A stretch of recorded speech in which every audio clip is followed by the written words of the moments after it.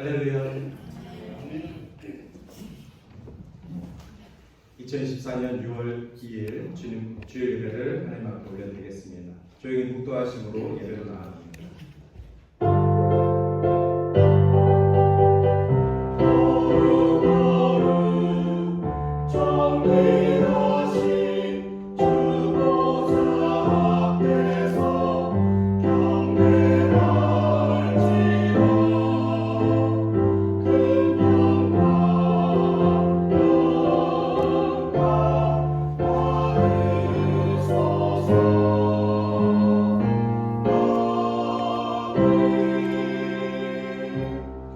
아무도 비방하지 말며 다투지 말며 반응하며 범사의 온유함을 모든 사람에게 나타낼 것을 기억하게 하라. 참 좋으신 하나님 아버지, 힘들 때마다 오직 믿음을 지켜 주의 나라를 바라보게 하신 주님의 은혜에 감사드립니다. 거룩한 주님의 날 연약한 저희들을 담대케 하여 주시고 주님의 존전 앞에 나와 경배와 찬양이 넘치는 귀한 예배를 올려드리게 하심을 감사합니다. 주님을 바라보는 삶으로 기쁨이 되게 하여 주시옵소서. 교만했던 우리들의 마음을 낮춰주시고 오직 하나님만을 영화롭게 하는 거룩한 주의 자녀된 삶을 살아가게 하여 주시옵소서.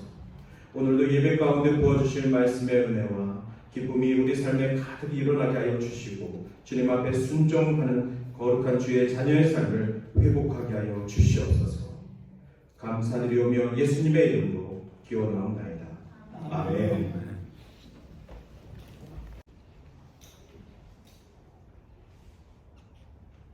나는 기디오 진리요 생명이니 나를 말미암지 않고 사는 아버지께로 묻자고 하신 우리들의 아버지 하나님, 감사와 찬송과 영광을 올려드립니다.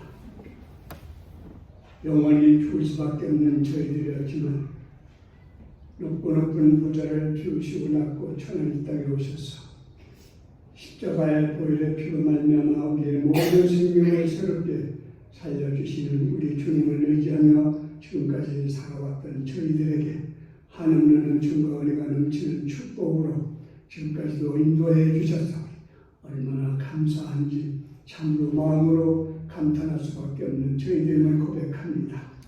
오늘도 동서사방에서 오늘도 이 한자리에 불러 모아주신 하나님의 목적과 뜻이 있는 줄 믿사오니 주님께서 오늘도 이 자리에 나온 사랑하는 주님의 백성들 심령이 녹아지고 깨어지고 변하여 새 사람 되어가는 아름다운 성도들이 다 될 수 있도록 축복으로 내려 주옵소서. 인간의 힘으로 눈으로는 아무것도 할 수 없음을 고백하오니 항상 우리는 두렵고 떨림으로 주님 앞에 고백하는 신앙의 백성들밖에 될 수 없는 나약한 존재 인간이지만 그러나 우리 하나님께서 성령으로 임재하시는 우리의 모든 삶이 회복되고 하나님께 자녀로서 아름답게 살아갈 수 있는 신앙인들이 될 수 있는 저희들이 될 수 있게 축복해 주시니 감사합니다. 오늘도 목말 앞에 배고파 죽이는 저희들에게 불러주신 목적이 있습니다. 하나님 사랑하는 주의 종 우리 아버지 처제와 목사님을 통하여서 위로부터 내려지는 하나님의 구원과 자비를 베풀어 주시는 하나님의 말씀에 은총을 입혀주시기 원하여 오늘도 이 자리에서 불러주셨사오니 감사합니다. 오늘도 귀한 말씀 중에 마음의 문을 열어주시고 우리의 정말 아픔과 상처를 싸매주시며 늘 회개의 역사가 이루어질 수 있는 은총의 시간이 되기를 원합니다. 주님께서 이 땅에 오신 목적이 무엇입니까? 회개하라 성령이 가까웠던 임하여 주신다는 약속이 있었으니 우리는 그 말씀을 의지하고 믿고 실천하면서 오늘도 회복되는 귀한 말씀으로 은혜 받게 도와주시옵소서. 감사합니다. 오늘도 나오지 못한 사랑하는 주님의 백성들 어디서 무엇을 하든지 오늘 이한 시간을 기억하게 하시고 하나님 앞에 더욱더 열심히 충성하며 헌신하는 신앙의 믿음으로 늘 기억하며 살아갈 수 있는 귀한 은혜로운 종들이 되게 축복으로 내려 주시옵소서. 오늘도 찬양대를 기억하여 주시고 비록 수는 적지만 우리 그 마음을 다하고 뜻을 다하고 성품을 다하여 주 너의 하나님을 사랑하라 하셨기 때문에 하나님 저들의 모든 입을 열어 주님께 찬양할 때 우리 하나님 마음껏 받아주시고 그 아름다운 그 찬양으로 하나님께서 축복으로 내려주시고 우리들에게는 하나님의 은혜가 되는 귀한 찬양이 될 수 있도록 은총 내려 주옵소서. 하나님 감사합니다. 어린 생명을 지도하시는 우리 사모님과 교사들 함께하여 주시고 위로와 사랑으로 베풀어 주시고 그들의 심령을 새롭게 변화시켜 주시고 성숙되어가는 신앙으로 날마다 가르쳐 주시는 그 은혜가 엄청난 하나님의 축복이요 은혜인 줄 믿사오니 함께하여 주시옵소서.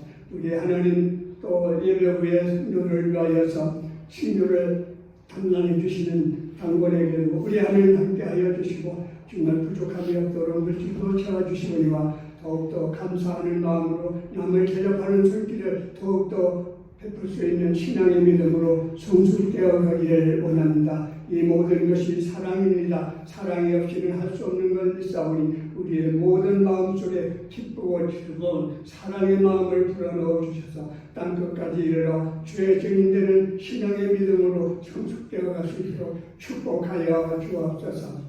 우리 살고 있는 이 가나안 땅도 우리 하나님 보호하여 주시고 또 두고온 조국을 지켜주시고 위로해 주시고 평화로운 나라가 되기를 간절히 사모합니다. 우리는 항상 주님께서 내 이웃을 내 몸처럼 사랑하며 먼 곳에 나가 있는 선교사들을 위하여서 헌신하며 충성하며 우리를 보호할 수 있도록 우리에게 힘을 주셨는데 우리는 하지 못하고 있습니다. 주님 이제는 앞으로의 우리가 동산교회가 더욱더 많은 이웃을 도와줄 수 있는 믿음도 주시거니와 또 재정도 주시고 또 하나님 선교할 수 있는 사명을 감당할 수 있도록 우리 교회가 문을 열어주셔서 만방의 땅끝까지 이르러 복음 증인하는 동산교회가 될 수 있도록 은총 내려 주시옵소서. 모든 것 우리 주님께 전복을 의탁하오며 감사하며 예수님의 이름으로 기도 올렸사옵나이다. 아멘.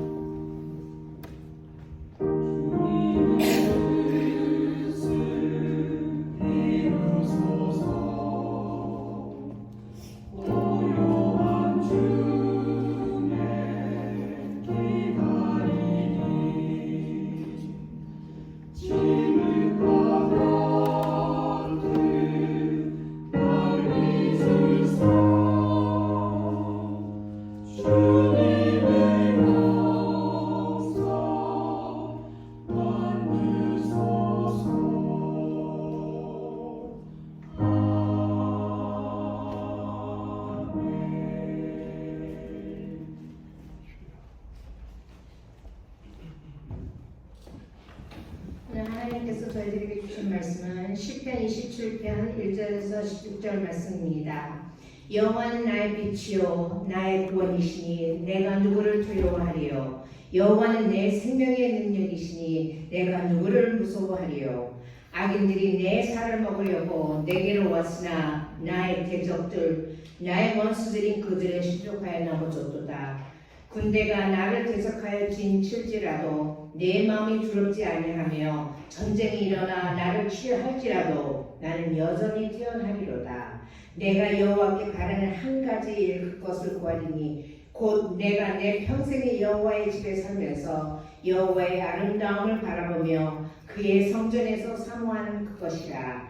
여호와께서 한날날에 나를 그의 초막 속에 비밀히 지키시고 그의 장막 은밀한 곳에 나를 숨기시며 높은 바위 위에 두시리로다.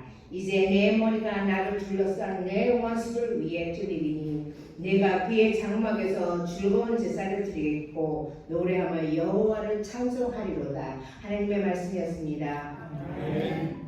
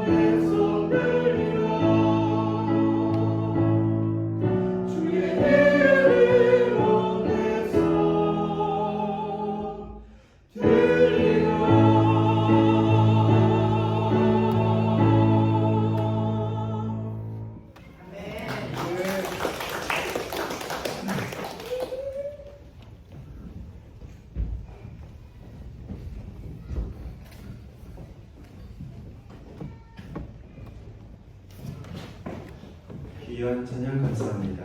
하나님이시여 하나님이시여. 굉장히 오래전에 복음성가로 유명하게 많이 불렀던 찬양인데 오늘 예배 가운데 함께 그 찬양의 고백이 우리의 고백이 되었을 줄 믿습니다.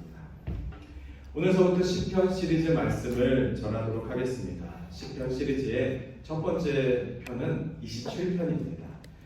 1편서부터 150편의 시편이 다양하지만 그 중에 10가지의 시편을 선택해서 그 시편들의 말씀들을 좀 같이 나누고자 합니다. 그 첫 번째가 27편인데 제목을 날마다 순간마다 라고 정했습니다. 이스라엘에서 가장 위대한 왕은 다윗이라고 합니다. 우리 모두 다가 이것에 대해서 이의를 제기하는 사람은 없습니다. 유대인들도 이 다윗을 인정하고 기독교인들도 다윗을 최고의 왕으로 인정하고 있습니다. 성경에는 수차례 다윗이라는 이름이 나왔지만 다윗과 동명이인은 그 어디에도 없습니다. 예수라는 이름은 조슈아라고 여러 군데 있지만은 다윗이라는 이름은 이때 처음 나왔고 그리고 그 후에도 없습니다. 그 정도로 다윗이라는 그 이름 자체가 주는 유니크가 있습니다. 그리고 굉장히 중요한 역사적인 사실들이 있습니다.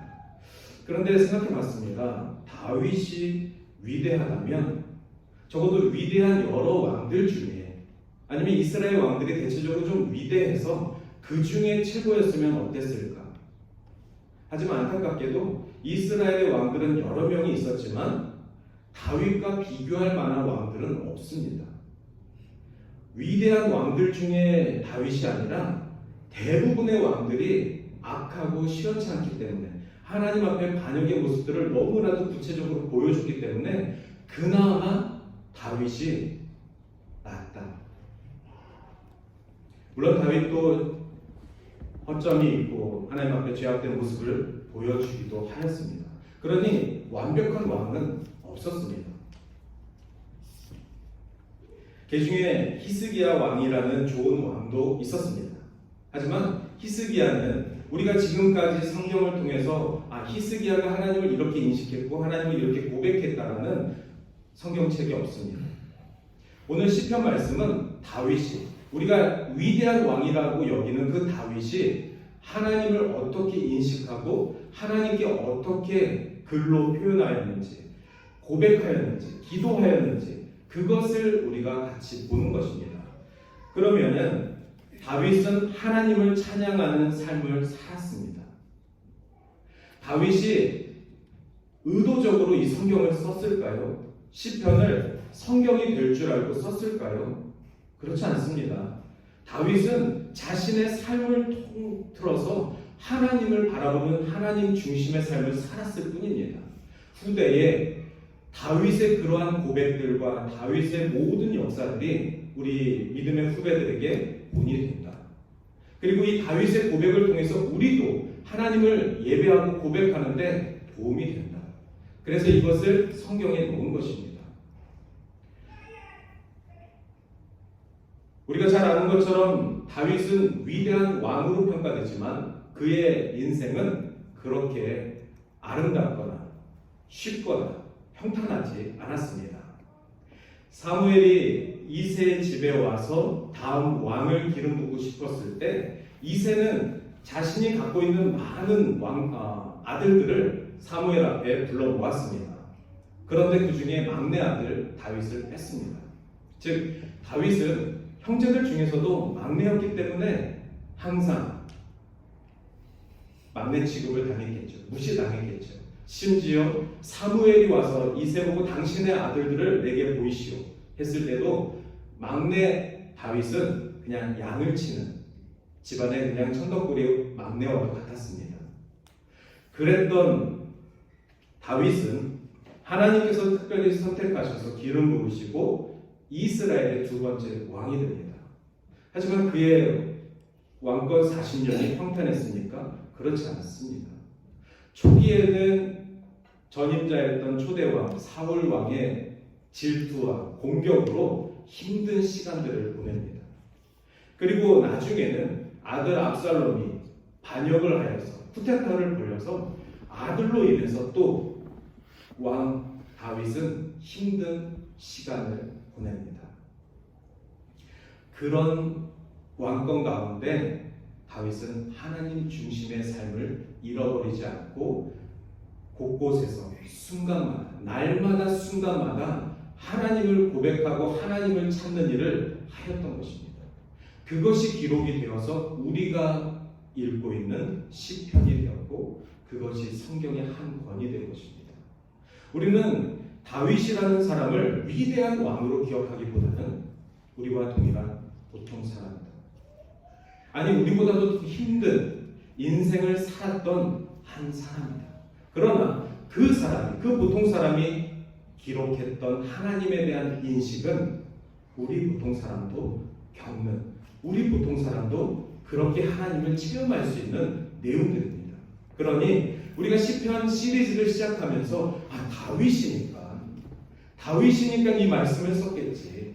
우리와 다른 그러한 차원에서 다윗을 바라보지 마시고 우리와 동일한 삶, 우리보다 더 힘든 삶을 살았던 보통 사람 다윗이 날마다 순간마다 어떻게 하나님을 부르고 어떻게 하나님을 인식하고 있었는지를 우리가 배웠으면 좋겠습니다.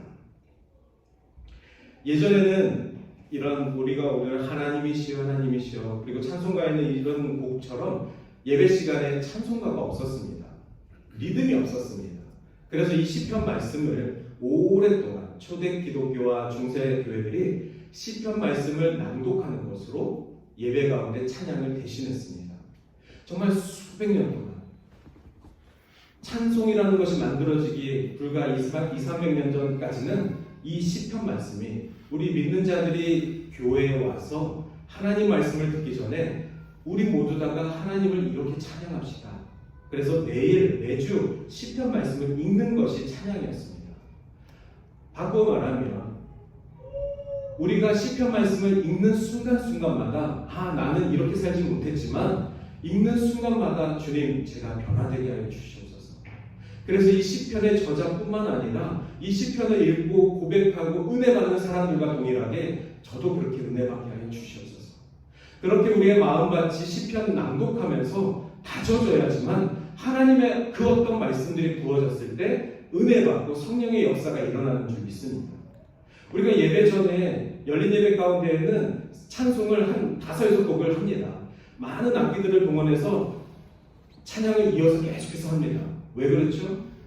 우리들의 마음이 열리도록 돕는 것입니다. 한 주간의 말씀을 떠나서 한 주간의 성령의 역사하심을 떠나서 살았던 우리가 주님 앞에 와서 주님 이 굳은 마음을 기억하여 주시옵소서. 얼마나 메마르고 얼마나 굳었으면 곡괭이가 들어가지 않습니다. 찬양 한 곡이 저에게 은혜가 되지 않습니다. 그래서 간절히 기도하는 것입니다. 주님 제 마음밭을 기억하여 주십시오. 그래서 오늘 하나님께서 주시는 그 말씀이 저를 살리고 제가 그 말씀을 붙들고 살아갈 수 있도록 도와주십시오.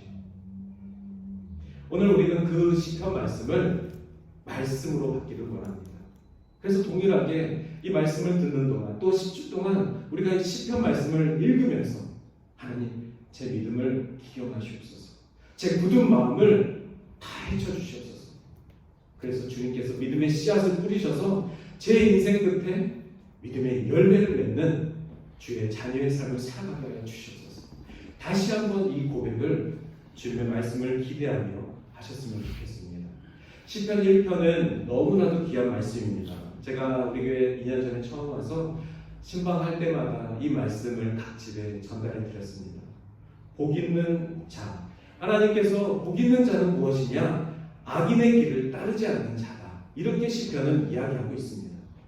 복이 있는 자는 죄인의 길에 서지 않는 자다. 그리고 여호와의 율법을 밤이나 낮이나 날마다 순간마다 하나님의 말씀을 읽는 자다. 그러면 그 자의 삶, 그 자의 가족의 삶은 어떠냐? 시냇가에 심기어진 나무처럼 열매를 맺는 삶을 살아가게 될 것이다. 이것이 시편 1편에서 부어지는 복 있는 자의 정의입니다. 우리가 지난 8주 동안 예수님이 말씀하신 8복의 의미를 배웠습니다. 하나님 나라를 가까이 하며 하나님의 말씀을 가까이 하는 것이 주의 자녀된 축복의 삶이다. 의에 줄이고 굶주린 자가 축복의 삶이다.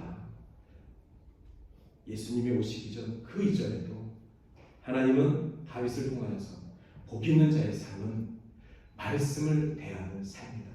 날마다 순간마다 복 있는 자의 삶을 사시기를 바랍니다. 그러면 말씀을 읽으셔야 됩니다. 밤마다 낮마다 읽으셔야 합니다. 그래서 오늘 말씀의 제목처럼 하나님 제가 날마다 말씀을 읽겠습니다. 순간순간마다 말씀을 기억나게 하게 하여 주시옵소서. 그래야 우리 삶의 열매를 맺어지게 하는 줄 믿습니다. 그리고 오늘 시편 27편 말씀을 우리가 읽다 보면은 이 시편 27편 말씀에서 답답한 인생의 갈림길 가운데 다윗은 이렇게 표현합니다. 소리를 내어서 여호와를 부르짖는 사람이 축복 있는 사람이다. 답답한 그 길 가운데에서 하나님의 응답을 구하고 싶으면 소리를 내서 여호와를 부르짖는 사람이 되어라. 여러분, 여러분의 삶을 아는 사람은 제가 아니고 주변이 아니고 하나님이신 줄 믿습니다. 그러나 그 삶을 부르짖을 수 있는 사람은 하나님이 아니라 여러분이 되셔야 합니다. 여러분이 여러분의 답답한 삶 가운데 부르짖어야만 응답하시는 하나님이 들으시고 응답하실 줄 믿습니다. 아멘. 다윗은 왕이었습니다. 하지만 우리와 동일한 보통 사람이었습니다. 이 왕이라는 것이 정말 중요한 컨셉입니다. 여러분의 왕은 누구십니까?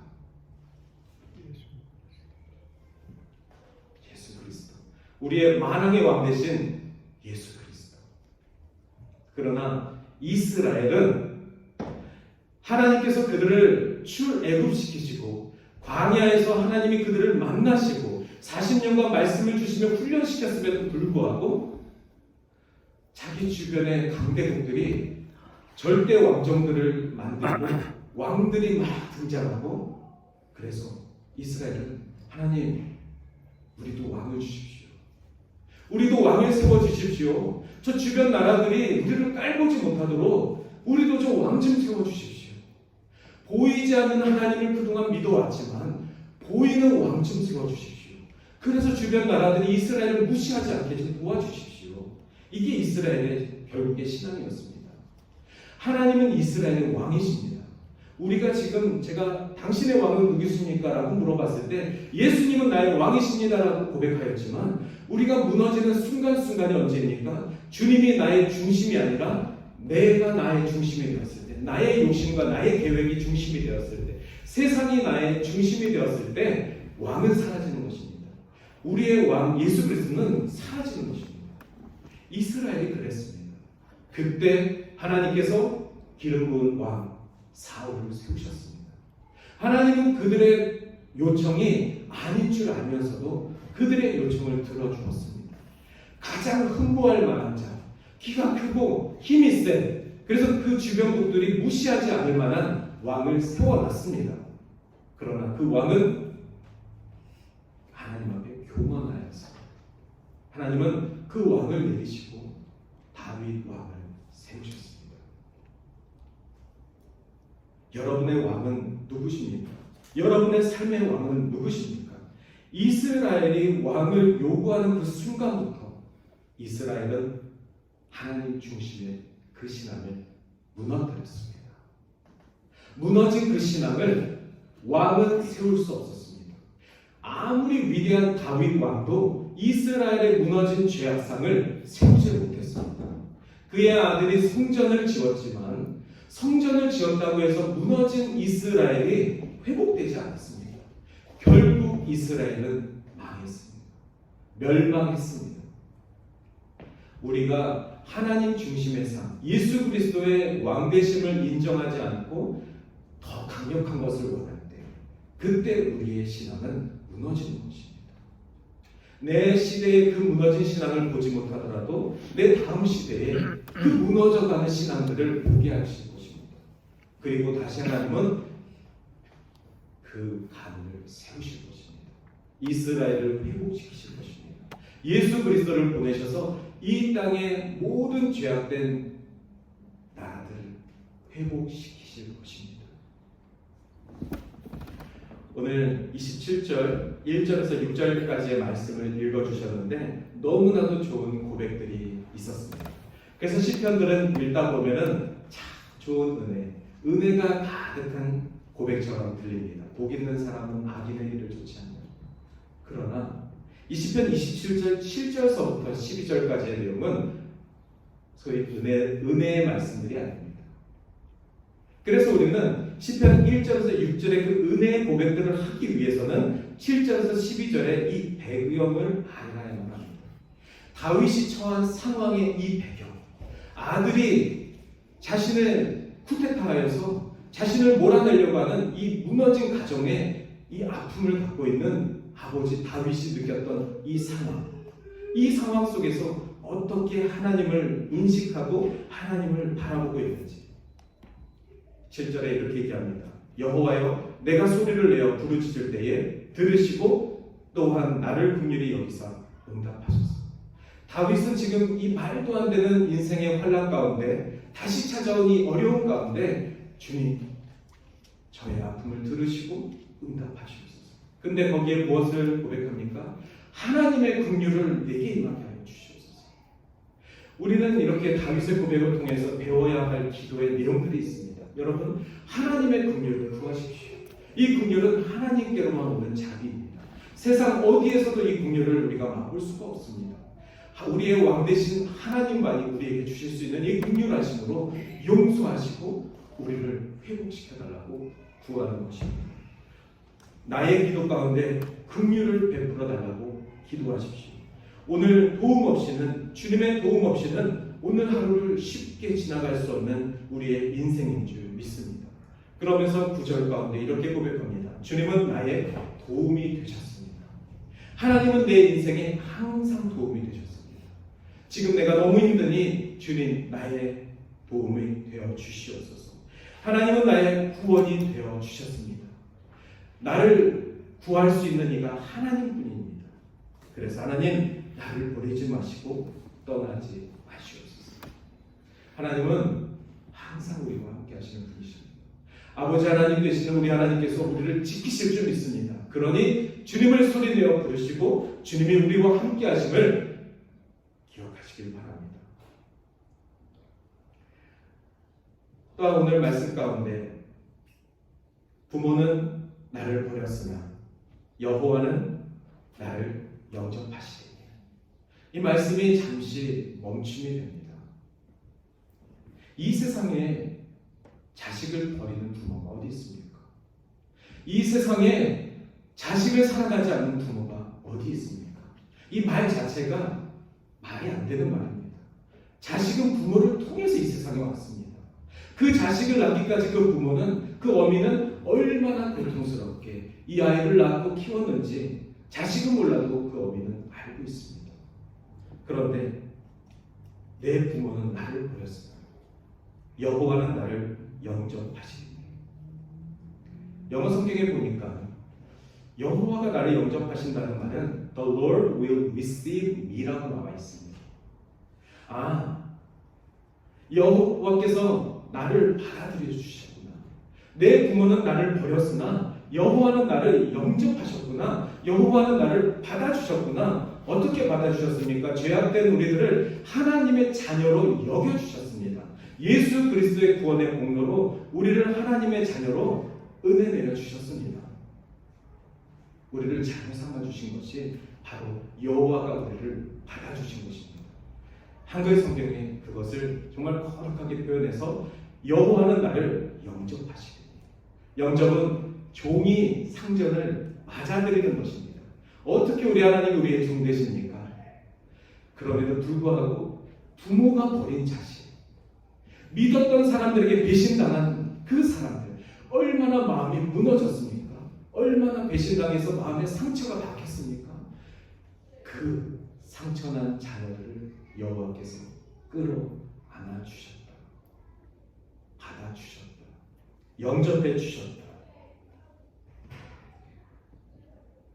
제가 얼마 전에 들었는데 토론토에 자녀가 5명인 젊은 가정이 있습니다.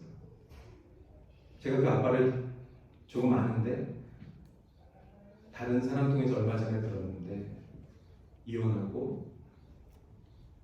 부모 중에 한 명이 한국을 돌아갔습니다. 그 말을 듣는데 너무 걱정이 되고 그 5 자녀가 무슨 죄인가? 하나도 아니고 하나도 물론 안 되죠.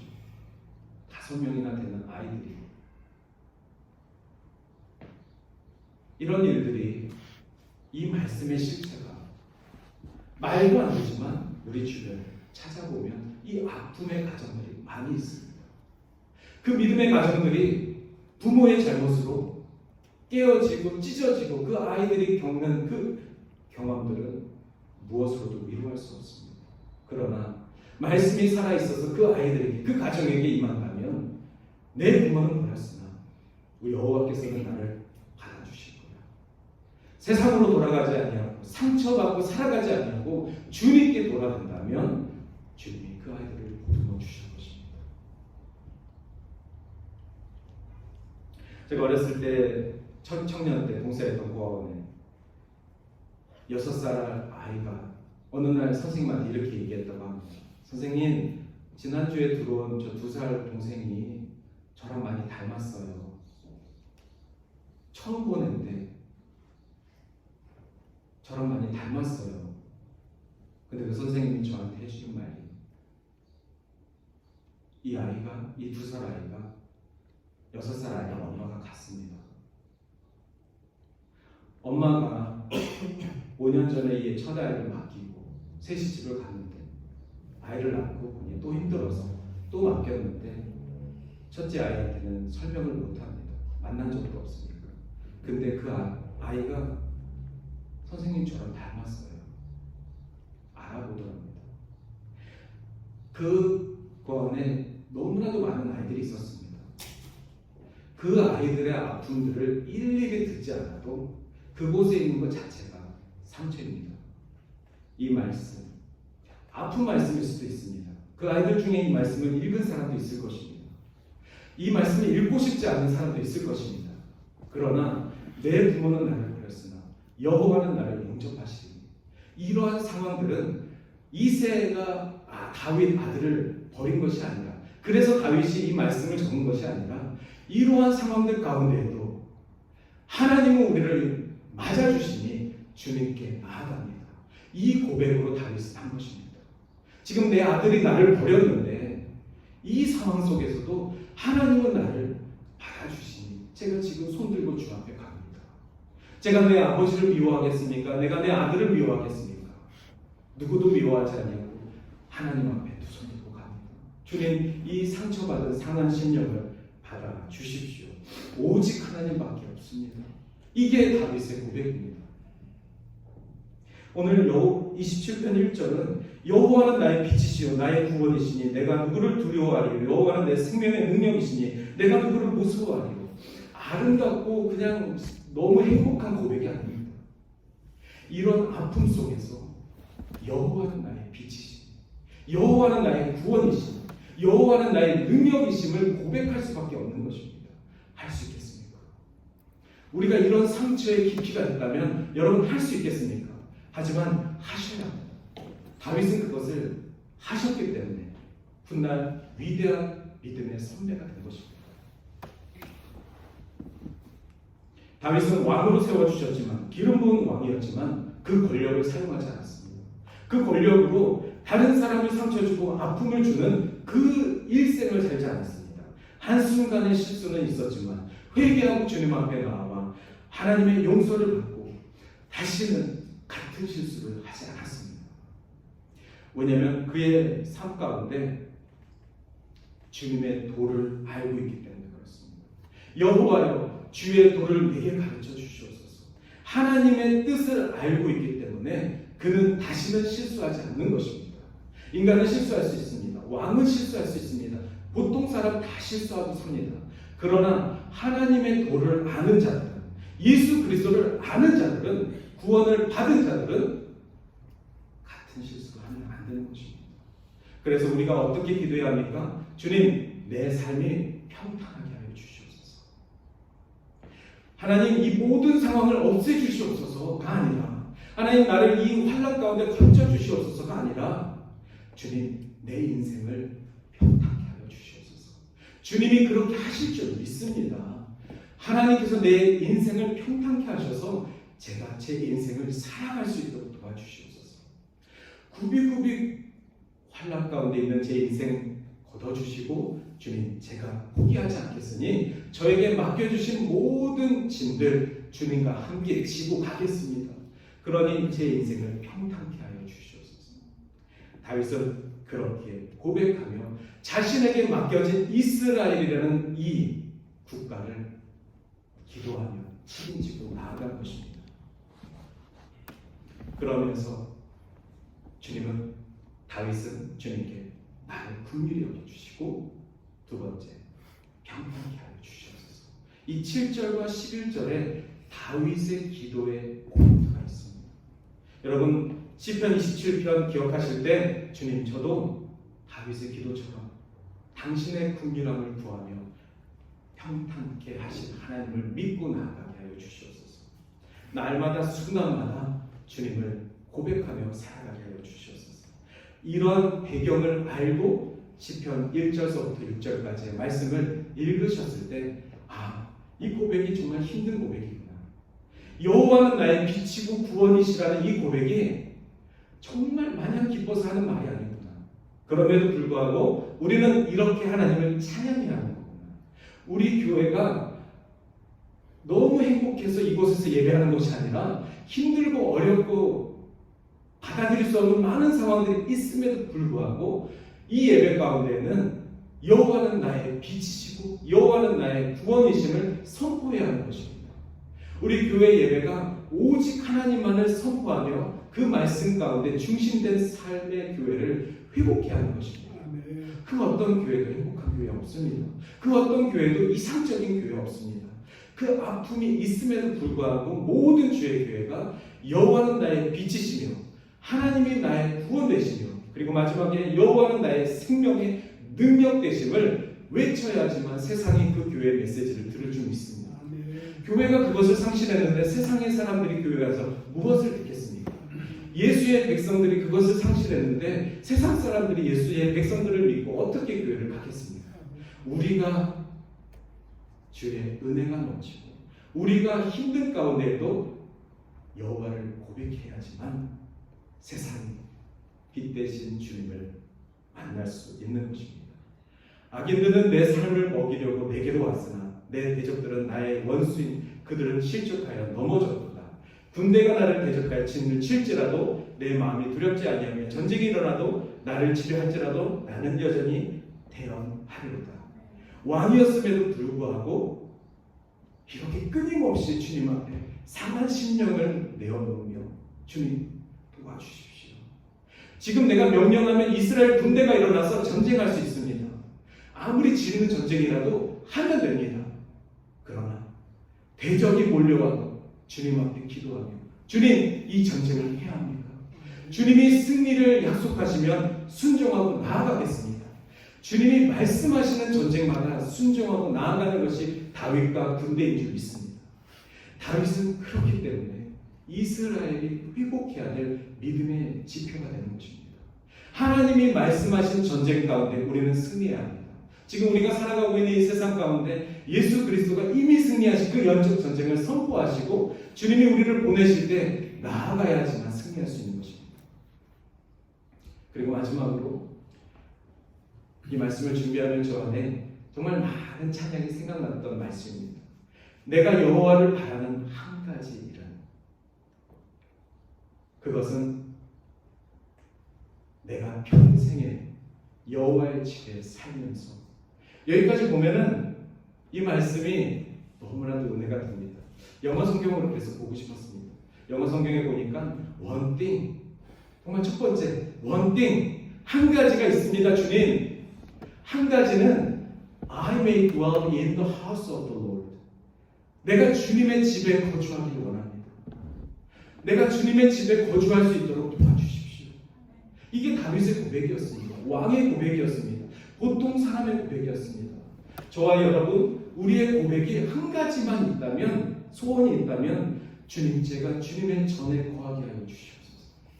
이 고백을 회복하시길 바랍니다. 이 고백으로 살아가시길 바랍니다. 그리고 나서 여호와의 아름다움을 바라보게 하여 주시고 주님의 성전을 사모하게 하여 주시옵소서. 주의 집에 거하게 하여 주시옵소서. 그런데 잘 아시죠? 다윗은 아직 성전을 짓지 않았습니다. 하나님의 성전은 다윗의 아들이 지었습니다. 다윗은 하나님의 성전이 필요하다, 이것을 느끼고 성전을 짓기 위한 자재들을 마련해 놨습니다. 그러나 하나님은 다윗에게 허락하지 않았습니다. 너가 그 성전을 지어 나에게 봉헌할 것을 허락하지 않았습니다. 내 아들이 그것을 이을 것이다. 지금 이 성전은 어디입니까? 다윗은 하나님이 거하시는 곳, 그곳이 바로 내가 있을 곳이라는 것입니다. 아멘. 이스라엘에게 하나님이 그곳을 알려주셨습니다. 바로 광야에서 장막을 치고 지성소를 마련하고 이곳에 하나님이 임하실 것이니, 하나님은 시내 산에도 계시고 애굽에도 계시고 가나안에도 계셨습니다. 그러나 이스라엘 백성들에게 내가 이 지성소 안에 있을 것이니 너희들은 나를 예배하기 위해 회개하고 나오노라, 제물을 들고 나오노라, 그렇게 훈련시키셨습니다. 그 하나님의 성전이 늘 이스라엘과 동행하였습니다. 다윗은 그 성전을 바라보는 것입니다. 여러분, 우리가 팔복 말씀을 묵상하며 하나님의 나라가 어디입니까? 하나님이 계시는 곳입니다. 하나님의 말씀이 계시는 것이 하나님의 나라며, 그 나라는 하늘에도 있고 땅에도 있습니다. 우리가 죽어서도 가는 것이지만 살아서도 누릴 수 있는 것이 하나님의 나라가 되는 줄 믿습니다.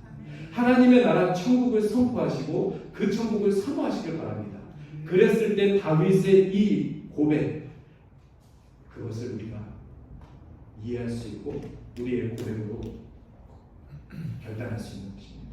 저와 여러분은 오늘부터, 아니 이전에도 그렇게 살아왔지만 하나님 주의 전을 사모하는 삶, 주의 전에 살아가는 삶, 살아가게 하여 주시옵소서. 그래서 제가 두 가지 찬양이 막 생각났는데, 내가 원하는 한 가지 주님의 기쁨이 되는 것. 우리가 원하는 한 가지가 있다면 주님의 기쁨이 되는 것. 그리고 또 하나, 나의 평생에 오직 주님만 사랑하리, 주님 품 안에 아이와 같이. 주님의 품 안에 안겨있는 그 아이처럼 내 평생에 주님의 품을 떠나지 않고 주님과 함께 살아가게 해 주시옵소서. 이 고백이 다윗의 그 한 가지 고백입니다. 오늘 이 말씀을 마치면서 14절 말씀을 읽어드리고 설교를 마치도록 하겠습니다. 같이 읽을까요? 시작. 너는 여호와를 기다릴지어다. 강하고 담대하며 여호와를 기다릴지어다. 여호와를 기다리시길 바랍니다. 강하고 담대한 믿음으로 오실 예수님을 기다리시길 바랍니다. 아멘. 이 시간 우리 같이 찬양하겠습니다. 날마다 순간마다 이 찬양 한 번만 고백, 한 절만 고백하시고 우리 결단하는 기도하겠습니다. 이 고백 보시면 정말 날마다 순간마다, 숨쉬는 순간마다 주님 감사하며 살겠습니다. 그 고백입니다.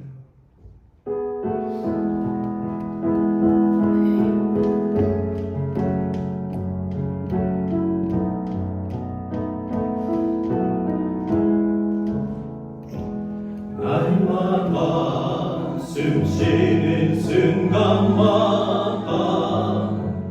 내 앞에 어려운 일 보내 주님 앞에 이 몸을 맡길 때 슬픔 없네, 두려움 없네. 주님의 그 자비로운 손길 항상 좋은 것 주시도다. 사랑스레 아픔과 기쁨을 평화와 수고와 안식을. 기도하겠습니다. 함께 소리를 내서 주님, 우리의 평생에 오직 주님만을 찬양하며 예배하는 자가 되게 하여 주시옵소서. 하나님 주의 전에 거하며 주를 예배하는 것이 우리의 삶의 가장 기쁨이 되게 하여 주시옵소서. 우리 평생에 하나님만을 바라보고 하나님만을 전하며 예수님만이 나의 왕 되심을 선포하는 삶을 살아가게 하여 주시옵소서 라고 같이 기도하며